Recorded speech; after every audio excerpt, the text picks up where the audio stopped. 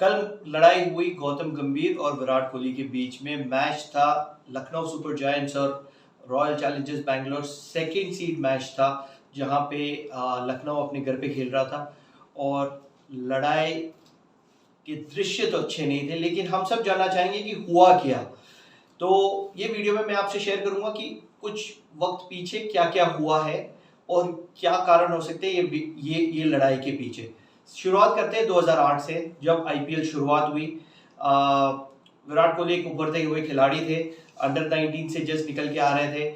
और जाहिर सी बात है, जब कोई खिलाड़ी एक अपने स्टेट को रिप्रेजेंट करना चाहता है, अपने लोगों को रिप्रेजेंट करना चाहता है, लेकिन वहां पे दिल्ली ने उनका चयन नहीं किया। दिल्ली कैपिटल्स, जो तभी शायद दिल्ली की टीम थी, उन्होंने विराट कोहली का चयन नहीं किया। उन्होंने इन्वेस्ट किया प्रदीप सांगवान में, और तभी कप्तान थे दिल्ली के गौतम गंभीर।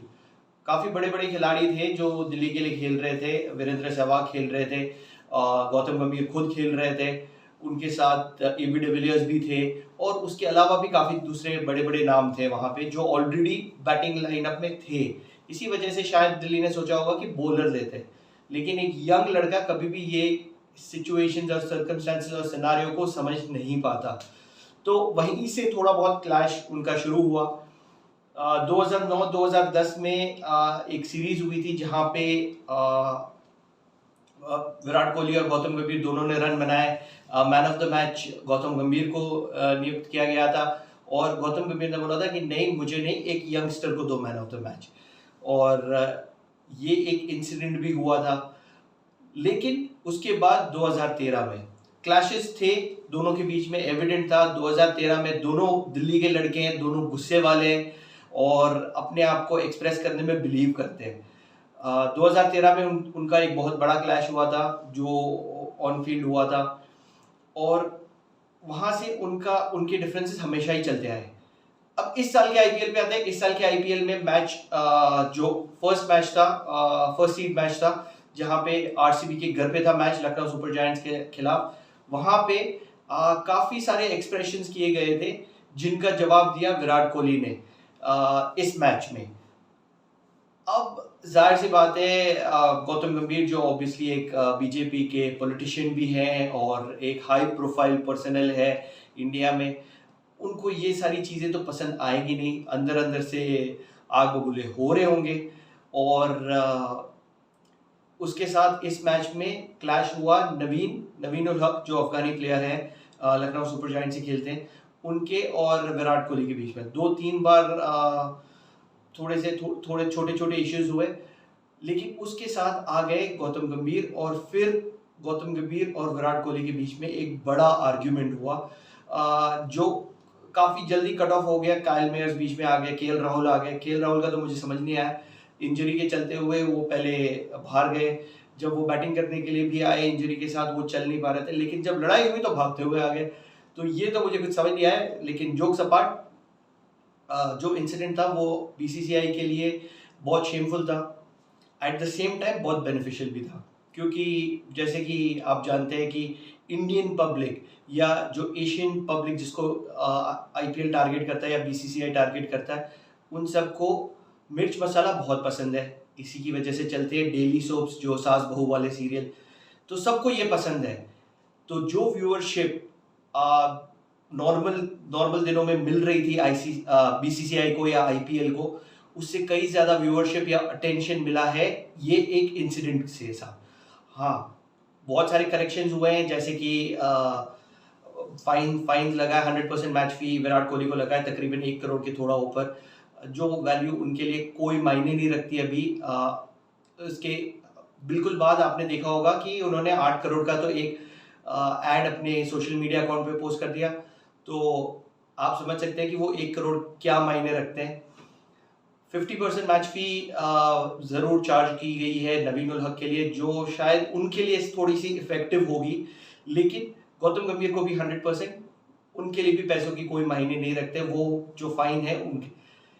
अब जब एक सिमिलर इंसिडेंट कुछ वक्त पहले आईपीएल में हुआ था, जहां पे श्रीसंत और हरभजन के बीच में हुआ था, उधर बैन्स इंप्लीमेंट किए गए थे।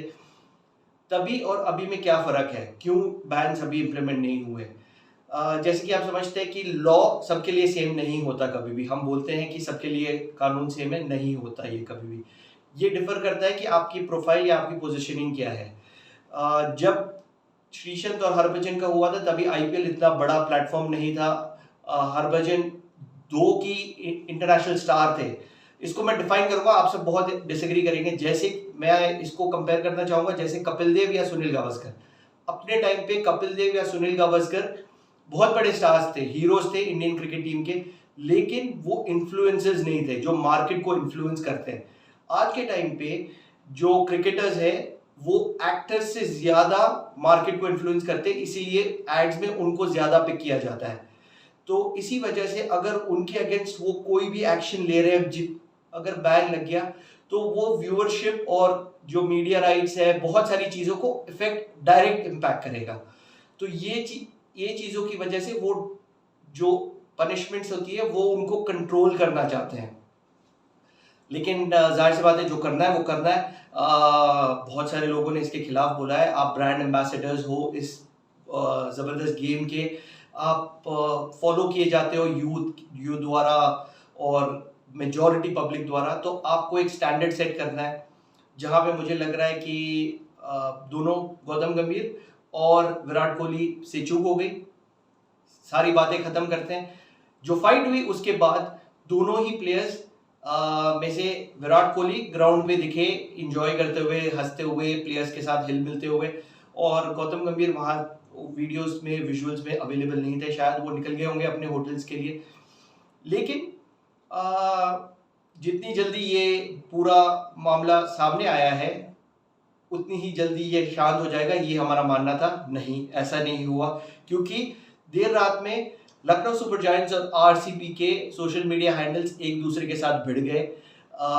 एक के बाद एक ट्वीट्स और पोस्ट डाले जा रहे थे, जिनका जवाब दूसरी सोशल मीडिया अकाउंट्स प्रोवाइड कर रही थी।